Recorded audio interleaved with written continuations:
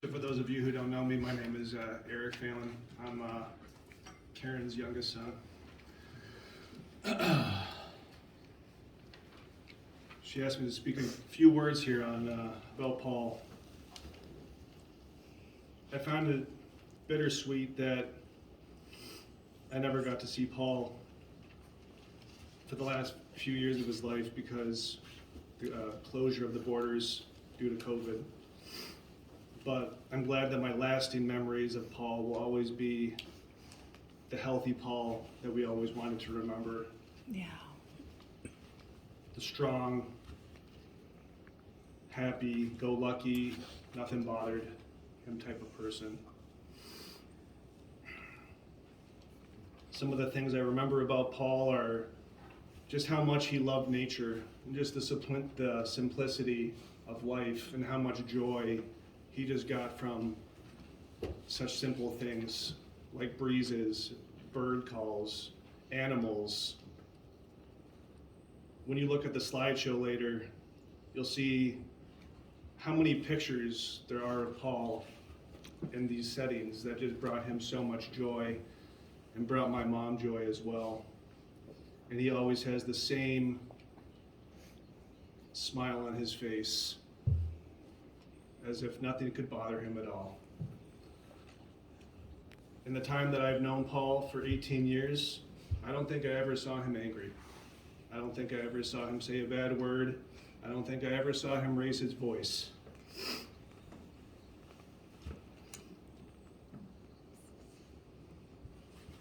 He took excellent care of my mother, and I will forever be grateful.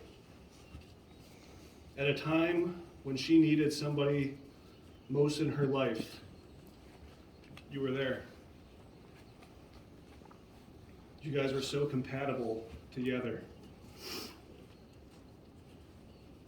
You had the same quirky things that you liked.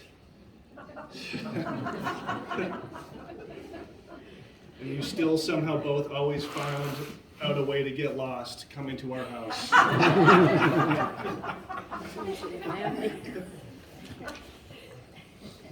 So I thank you from the bottom of my heart and the bottom of my brothers and sister and I for everything you've done for my mother. Thank you for being an amazing Opa for Emma.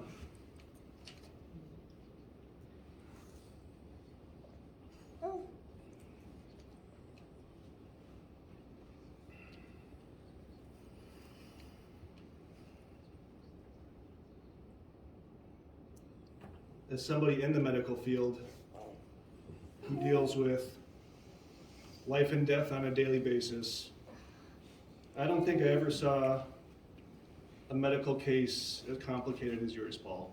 Yeah. It was extraordinary, and I really don't know how you were able to keep up that fight for as long as you did. Yeah.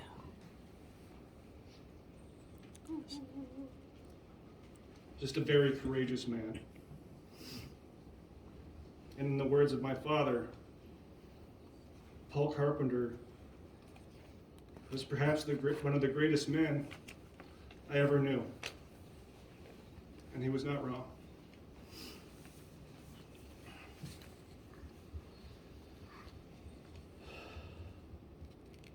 I'm a big fan of Harrison Ford movies.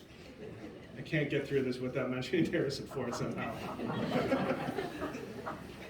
So I'm sure everybody here has seen Indiana Jones and the Last Crusade. But at the end of the movie, he gets through his phases of having to finally select the right chalice for everlasting life. And the first guy chooses this brilliant chalice. And of course, if you all remember the movie, he withers away in extraordinary fashion to a pile of bones. But then Harrison Ford says, no, we're looking for a cup made by a carpenter, something more simple. So he goes and he finds the wooden chalice, and he drinks from it, And of course, you know the rest. He obviously doesn't give everlasting life because he passes the seal. But it is found it fitting that the vessel Paul chose to take him to everlasting life was something simple, built by a carpenter. Jesus, they say, was a carpenter. We all know the qualities about Jesus. I only find it fitting that Paul's last name is Carpenter.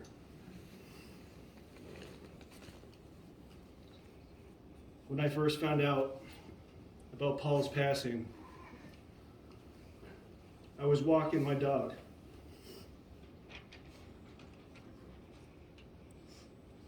And there was a warm breeze that just came over, and you could just, it was the first warm breeze, I think, of this entire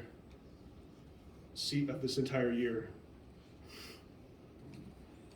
And so I'll always, whenever I feel a warm breeze, think of Paul and know that he's sailing those same breezes in the afterlife. I'm thankful for ever knowing you, Paul, and for everything that you did for us and our family. You will forever be missed, but never forgotten.